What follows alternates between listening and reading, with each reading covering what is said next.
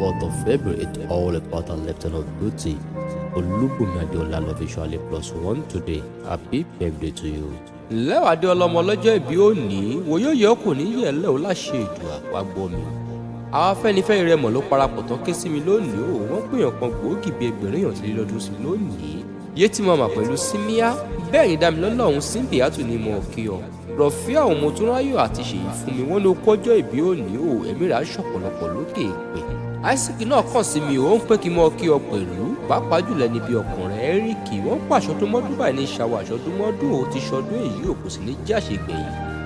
Adéọlá ò mẹ́bí ọlọmọ ló máa pè rán ọmọ ọlọ́rọ̀ agogo dé ẹ̀yin lọ́mọ àsìgbà tí ń bẹ lọ́nà àpòmù kémi sì ọ́ kí wọ́n sì mí bí bó lẹ ṣe talẹ̀ lẹ́mọ yín lọ́wọ́ lọ́jọ́ sí tó fi ń pè lọ́mọ àsìgbà tí ń bẹ lọ́nà àpòmù ewu yẹn dòmò ó dọ̀tun àṣìṣẹ́gun yẹn dòmò ó dìkà sí ilẹ̀ ọ̀ ọmọ alágogo àjílù pèrègèdè ọmọ lílù kan bàbá tiri bá ní ọ́ ọmọ lílù kan bàbá tiri bá ọmọ ìlú kan èyí tẹ́ fáwọn ẹkùn ṣe lọ́jọ́ sí Adéọlá ò wọ́n pé bí ewúrẹ́ bá sọ nìkan má fi lọ yìí ò ìran bàbá yìí kì í ṣẹgbẹ́ gbẹ̀rọ̀gbẹ̀rọ̀ bádìyẹ bá sọ nìkan má fi lọ yìí àwọn bàbá yìí kì í ṣẹgbẹ́ gbẹyẹgbẹyẹ àmọ́ bí wúndíá tó rẹwà tó rírọ̀ gbọ̀dọ̀ bá sọnù ẹ má ṣe ẹlẹ́sẹ̀ méjì wá ò ẹlẹ́ṣẹ̀ nìkan fi wá bá yín nílé.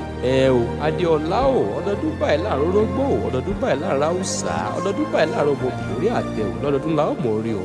O ní bá wọn pọ́njú kò bẹ́ẹ̀ láìsàn ní sọ lọ́jọ́ owó tọ́ tútò sí bẹ́ẹ̀ lẹ́lẹ́ fi kórè bọ̀ wálé èrè owó èrè ọlá èrè ọmọ lọ́bìnrin yóò fi jí nkí rẹ̀ o.